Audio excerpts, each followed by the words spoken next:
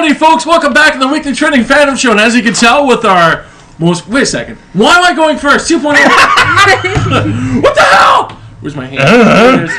Where's your hand? There it is. Where is it? There it is. What did we just listen to? Tell us. I don't know. What did we just listen to? I don't know. You played it. I don't know. Something about a morning routine. No, before that. Oh, before that. Cool.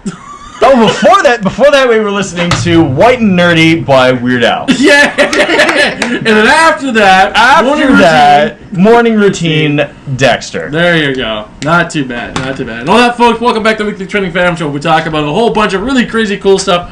And through our actual little break here, we discussed that we're going to talk about TV stuff. Mm-hmm. And everyone knows what we're going to talk about first, but we're going to save that last. It's killing me. First time, thank you very much for joining us here.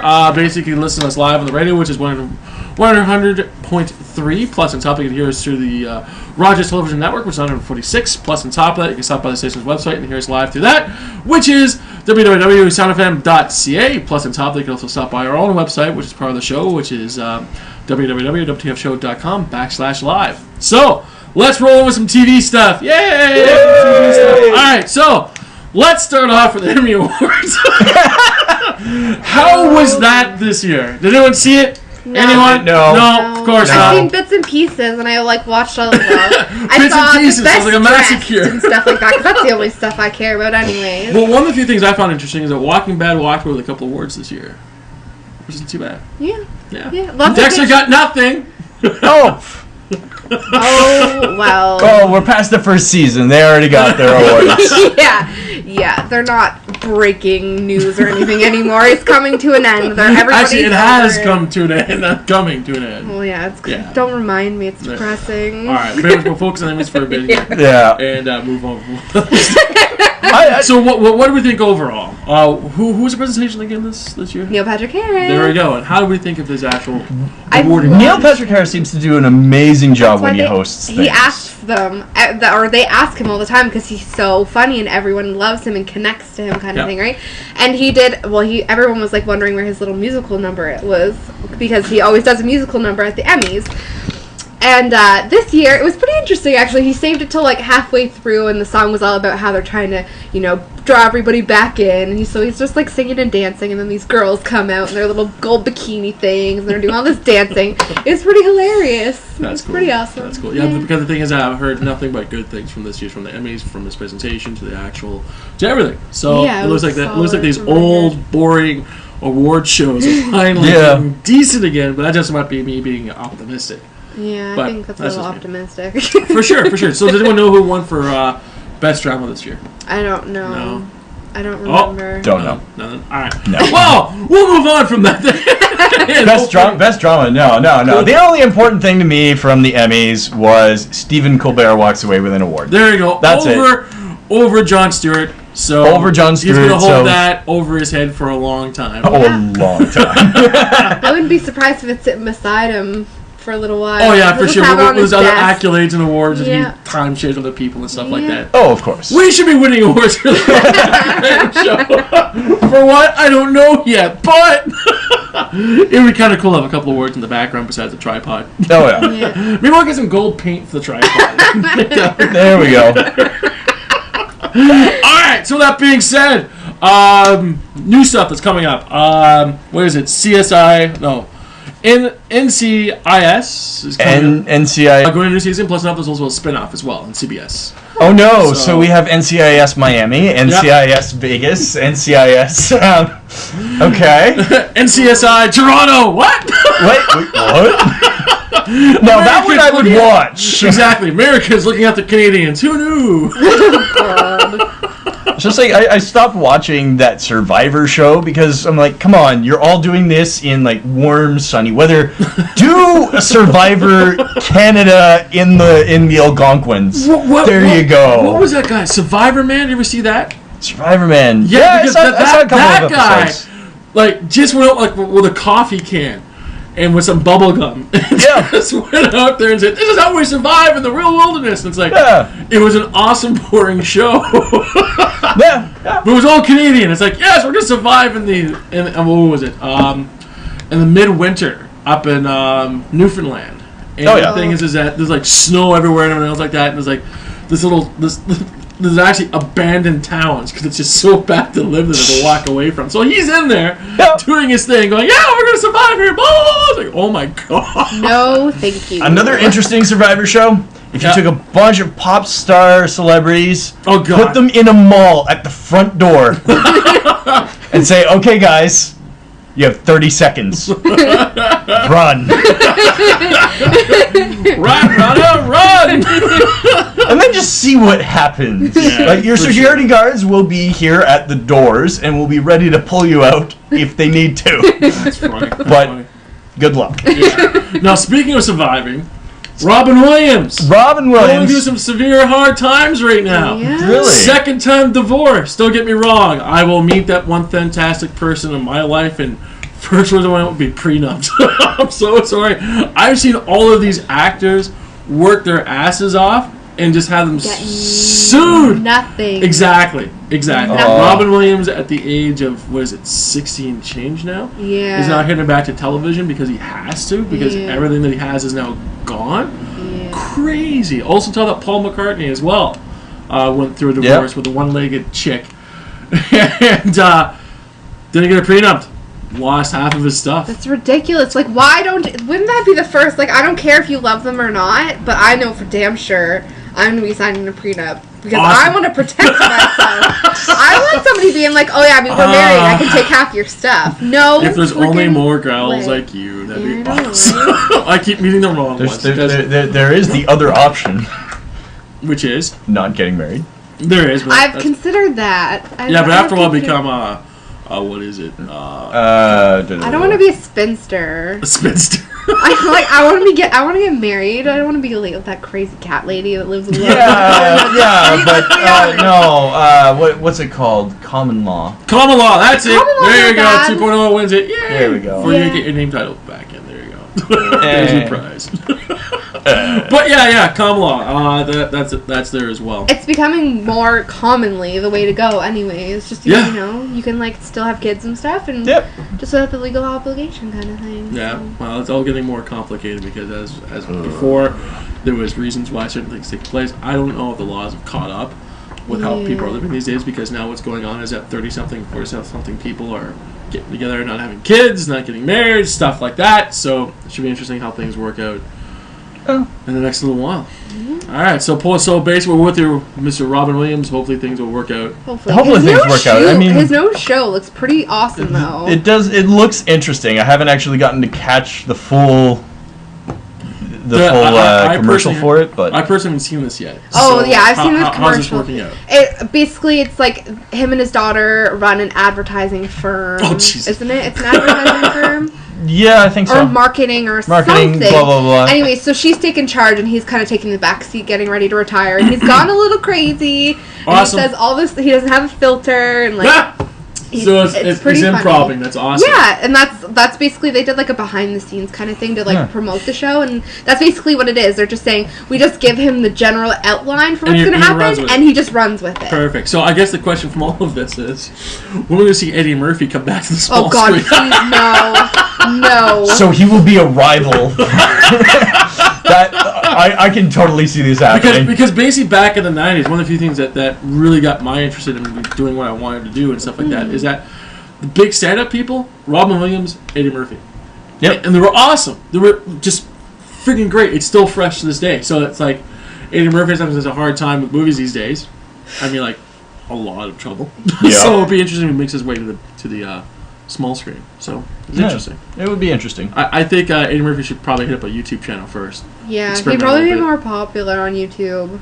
Yeah, possibly. Wouldn't be so rating dependent that way. It'll be something to see.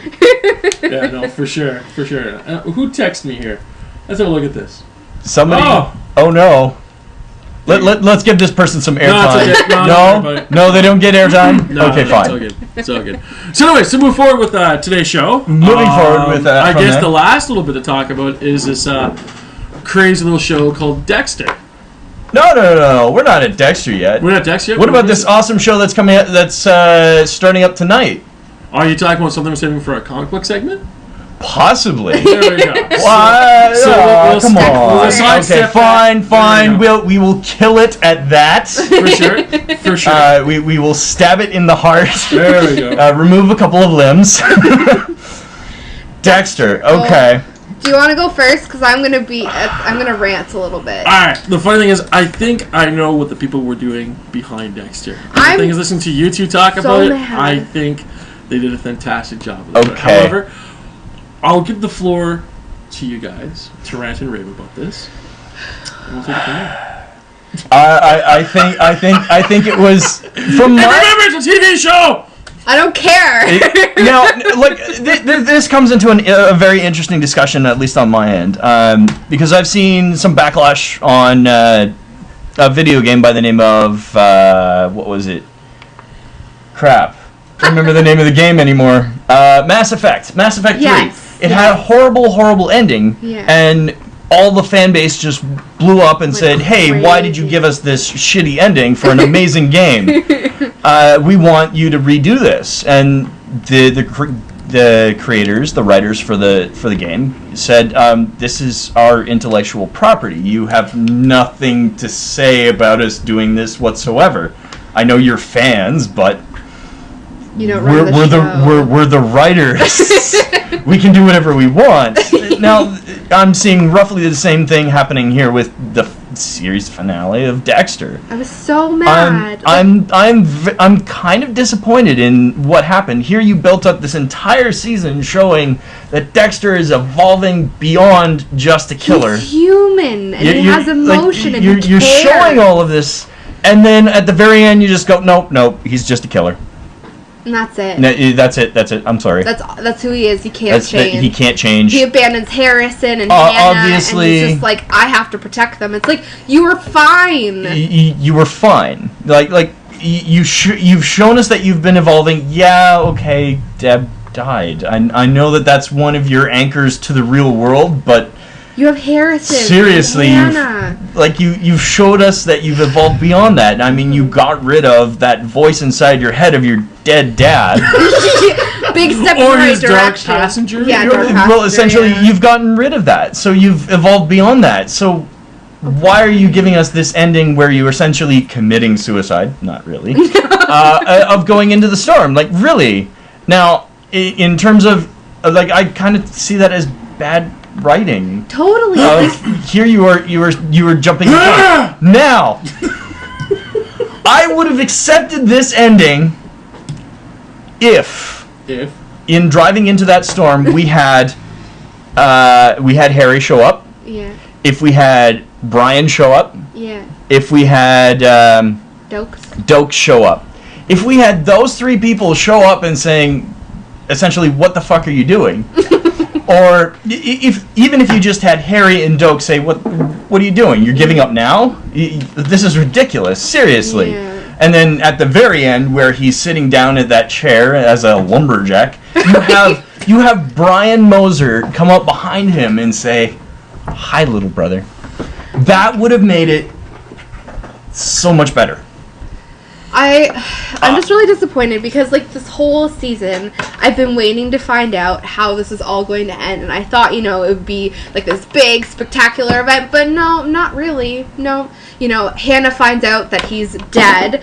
What's going to happen to Harrison now? Is he going to grow up to be like his father because he's missing that figure? What's going to happen to Hannah? Is Hannah going to be able to stick with Harrison all this time and raise him to be a good person? There is just too much unanswered for me. And why couldn't they just go off into the sunset and be happy together? No, you have to have him kill himself, and now he's a lumberjack. Not happy. Is there any more? No. I'm good, I think. Alright, now I step up the plate. Here we go. First off, there's been some problems with the writing aspect of Dexter some time now, which I've basically showcased with glee several times throughout broadcasting here. Here's the one thing that I think a lot of people kind of missed. When he's on the boat saying, "I've killed everything I loved, and I have to protect Hannah and Harris from me," and he goes off into the storm and supposed to commit suicide. That is quintessential, because I think what's also taking place here, again, this is just a thought, just my hypothesis, Okay. is that what's the other thing that Dexter loved outside of his family? What do you mean? I'll get that in a second. He did love his boat. He did. He also loved the audience of people who watched him, of his constant monologue, telling us on how things were, and stuff like that. So my personal opinion is the following. He killed the show to get rid of us as an audience at the end. Because everyone's ranting, everyone's going, I hate how this was. I don't like this. That's exactly what he wanted to do. So in short, the writers were trying to kill the show the best way they possibly could. Huh, that's an interesting take So on looking at that, I went, my God, this is genius. Because it's perfect that way. Absolutely perfect. Because the thing is that he's no longer the hapsy, I'm living in Miami, Dexter, giving out donuts to all my cop friends. Yeah. He's now a logger doing a mundane blue-collar sexy, and he killed that off by everyone getting upset with him. Because if you remember at the end, he's not even monologuing anymore. He's looking directly into the camera and saying, this is how it is, but not saying a word. I think that that's what the writers were shooting for. And I think and because of that, I think they achieved it. Because why would he be monologuing through everything? Matter of fact, why would he come up with an imaginary friend for us, only us to watch? So I think that's the reason why they did it off like that. I don't know. He took the easy way out. That's the funny part. He didn't, because what he had to do was kill himself off for the reason of if they ever put 2 and 2 together, like the ice cream truck and stuff like that, or basically find more body parts in the middle of the actual ocean and stuff like that. Yeah. And basically compared to Dexter, they could have their correlations. They had to kill himself off somehow. That's how they did it. And then at the same time here, one of the few things they haven't done is actually spelled it up for us. We have to put pieces together ourselves, which is almost part like a murder mystery into itself, which makes sense.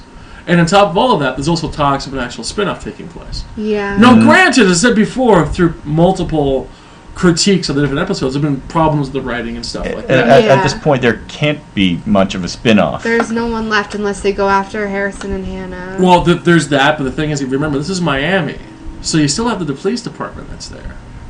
There's no one interesting. There's no one really. Well, we have the only interesting person that I might want to keep up on maybe is Quinn. Well, that's about it. There is Quinn, and also there's Batista. I thought Batista's an interesting character. I like Batista. Batista's an interesting character, but he's not. He's not the main character. No, he's a side character. Totally makes sense. But the thing is that I think Batista's still a solid character. You had character development, you had character growth. You had all the actual right hallmarks of a decent developed character. Plus, on top of that, we also have what's his name? The other lab guy. Masuka. I think he is a great character as well. Is he star material? I don't think so. It all depends on how they actually work it together. He's like that weird guy in the exactly lab with a kid. Regardless of that fact, though, like, there's no... What are they going to do a spin-off of? Because the characters that they had besides Dexter, Deb, Harrison, and Hannah, they are just side characters. Like, there's not enough substance to them to, like... The funny thing is, you're absolutely right, but the thing is that we do have Miami. And the thing is that for the last while, we've been treated to a psychopath that had his own little way of dealing with things. Yeah. So, that's only one story in a huge umbrella of things they could possibly bring in the forefront. So my personal opinion is that it'll be interesting how they put this together. But however, getting back before, I personally think the way I just finished putting on the raw dead meat on the table, I think that this is a perfect ending for Dexter. He's in self-exile. He's no longer working in Miami. And the thing is that he killed the show. Which is okay. Yeah. Okay. Let me lay this out in a different movie's terms. Sure. There was this movie a couple years ago. I think The Dark Knight Rises. Okay. A guy went off into the sunset and died, and then he shows up at some little cafe. Yeah. Waves to an old friend of his, and then continues on. And why could we not have seen that for this? Well, I did say before, my friend, the writing hasn't been hasn't been stellar. As I said before, how did Deborah die in the first place? Remember how he died? How she died?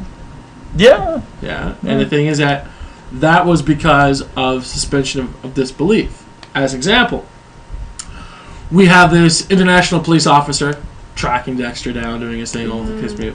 Oh, yeah. And on top of that, we have this guy who's just been labeled as the actual brain surgeon killer, scooping brains of the people, back of people's skulls and stuff like that. Yeah. This has been televised for a while. Let's say a period of, 48 hours, to be generous, for my conversation as well as for the show. So we have this huge bulletin board going out there with his face, his pictures, what he's done, live video of him basically gutting the people's cranium and scooping out their actual brains and everything else like that. We have a manhunt from the police, and we have a huge media storm on top of all of this. Basically saying, this person's out there, this is what he looks like, this is what he does, so forth and so forth. All of a sudden, this cop, who is tracking down Deborah to actually, put 2 and 2 together. Yeah. Deborah reports that she needs backup because he's got the killer there. So the thing is that we have now news reports, we have a manhunt, and now we have an active police officer calling on her little walkie-talkie thing. He's saying, I need backup, and this is why. And on top of all that, I'm pretty sure that police officer has a scanner in his car, basically receiving messages and stuff like that. And the thing is, as I said before, for the generosity of this conversation, 24 hours has come and gone. So this police officer comes into this room and sees the melon ball killer all locked in and locked down. Yeah. And he goes, I'll just let you go. And gets stabbed. The ball gets stabbed. And all of a sudden, Deborah comes and goes, what the fuck? Boom! She gets shot. And it's like, what? Yeah. Really? And the thing is that everyone, people didn't lose their collective stuff over that. But when Deborah just got shot, the complications from that alone is astounding. And she's probably going to die. Well, yeah, I assumed she was going to, for sure. Exactly. I assumed she was going to die. But, the last 2 episodes, I was not really pleased with either one of them. And the thing is that, I totally agree they could have done things a lot better. Yeah. But I generally look at this from more of an artistic perspective, and I really think that's what the writers were trying to do. Mm-hmm. Trying to kill the audience, try to get people all upset and pissed off, and they succeeded at that. Now, there's a reason for that, as I said before. I think that if they decide to go with a spin-off, that will push everybody back. It's like tearing it down to build it back up. And at the same time here, let's look at Dexter. The last, 5 seasons of it? How does a guy get that lucky with everything?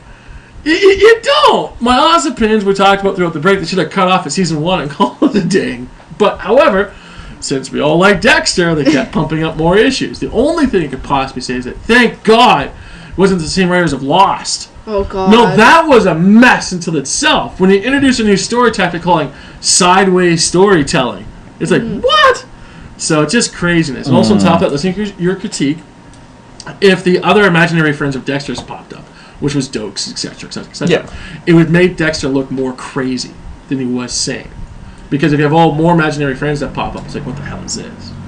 But the thing is, at the same time, it could be, a temporary aspect of stress. It could be a whole bunch of things. But at the same time here, when you're dealing with the last 10 minutes of the actual show, there's not much you can do during that time period. Not much at all.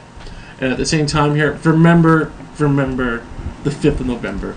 That's the writing for the last couple of shows that we talked about before wasn't that great. They looked over things, they skipped over things. I hope the audience were a little soft. Killed people off really quickly for no reason. It's like wow. But the thing is that the whole quickly thing. The thing is that again, I don't mind quick character deaths if it makes sense. The problem was the whole thing with Deborah as an example. That just doesn't make any sense. Exactly. There was no way that the Marshal couldn't have known who that was. Exactly. There would be no way for that unless, of course, they showed something previously that I might have overlooked, that the Marshal was really dumb in the head. He was dumb. But the thing is that's the whole writing aspect. Yeah. So if the Marshal was in his own little world doing his own little thing, the whole 9 yards, the questions now pop up is like, why is he a Marshal? Why is he doing what he's doing? Why isn't he working in conjunction to the actual the police department? Why is he watching the friggin' news? And everything else like that, which makes no sense being a federal marshal. Because he could have caught Hannah how many times during the season, and he didn't. Yeah, and the thing is that I think to bring Marshall in the last 4 or 5 episodes of the show just doesn't make sense at all. And then they killed him. So it didn't exactly. It didn't make. He got stabbed in the heart. It's like blah. It's like, oh my gosh, why? My personal opinion, I think everyone wanted to see the happy ending where Dexter dances away with Hannah, has little Harrison. He becomes a new person, and he moves forward with life. But the problem was that that's not what the writers wanted to do. Because I think what they wanted to do was actually break down Dexter to the point that the audience gets all flippy and upset. So they would do a spin-off, they could bring it right back, type of thing.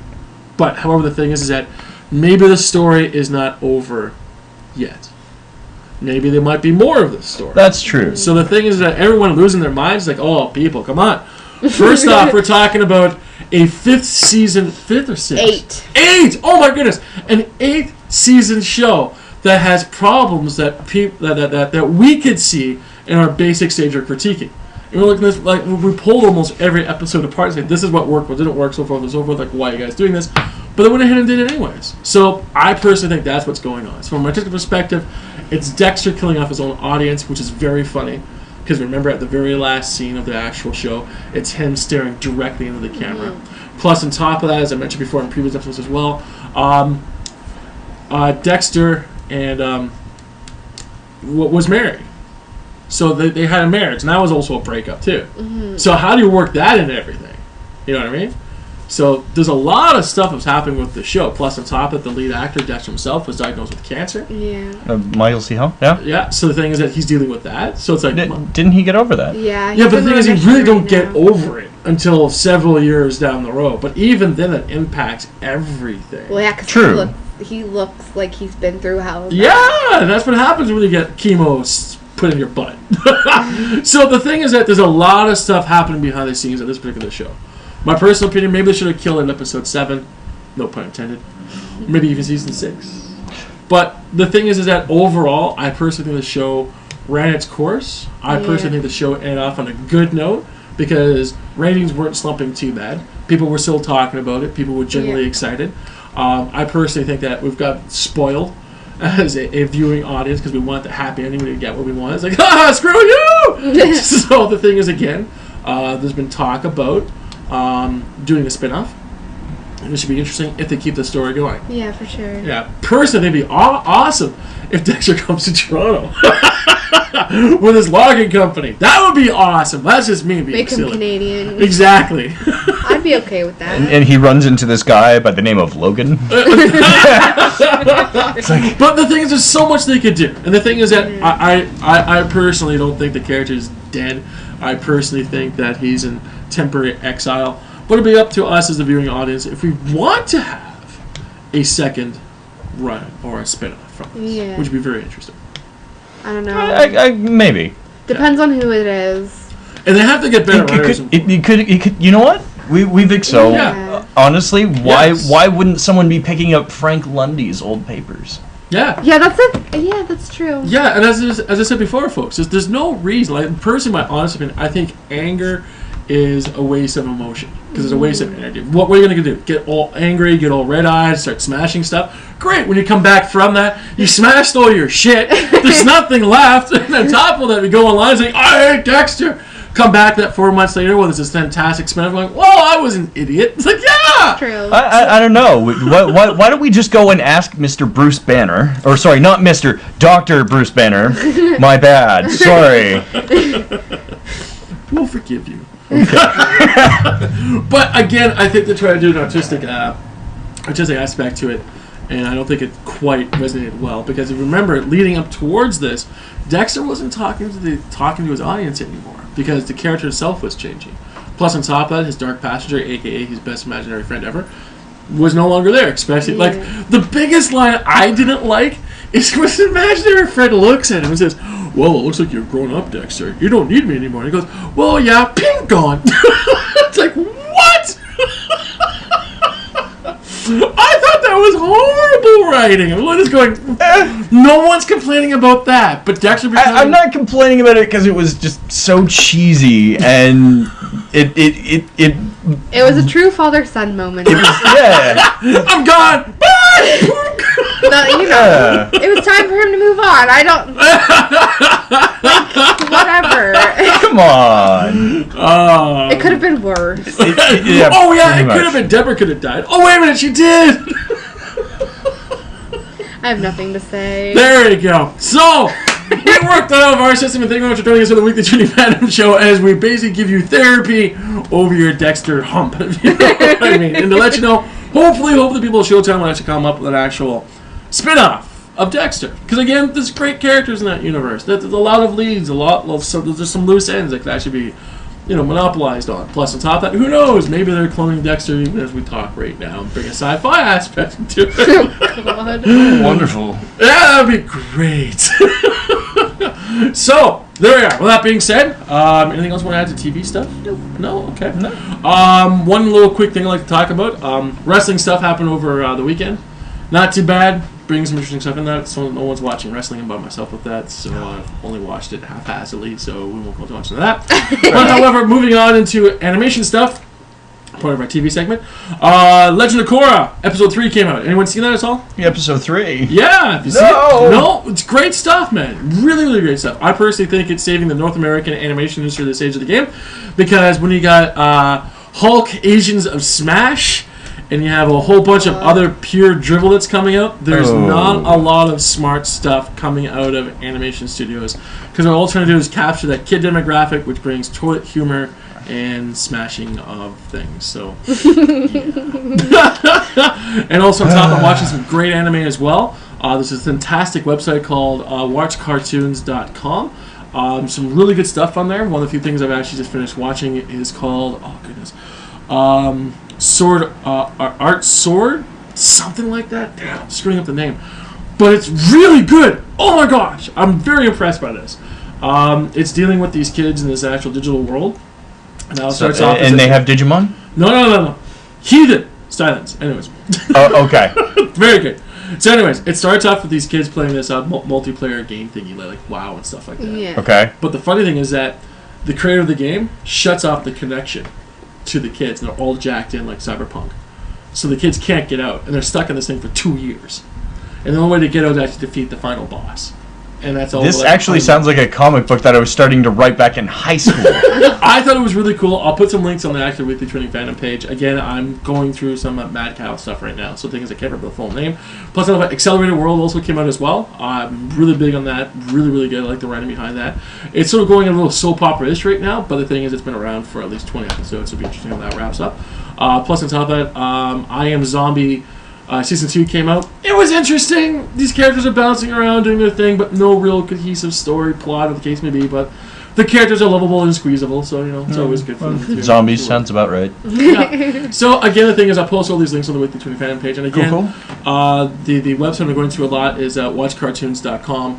Fantastic website, because it's basically giving me up to date on all the really cool animation stuff. Again, the thing is, if I paid attention to them with the YTV, I'll be missing out on what's going on. Plus, on top of it, I'm still fangasm over Transformers, the movie that came out a little while ago. It was basically an hour and a half storyline from the most recent Transformers Prime. Again, really good writing. Very happy how I ended it off. A little bit quickly though, but I have to say, Transformers Prime, how it ended, the writing was a little bit better than Dexter. So, if people can't take notes from freaking cartoons, then why are they even in business in the first place? But, however, we all draw our own conclusions, and we all have fun when we can. So, that being said, all the episodes we talked about today will be posted on the Weekly Trending page, which is www.wtfshow.com/Facebook, and if you could join us, that'd be absolutely fantastic.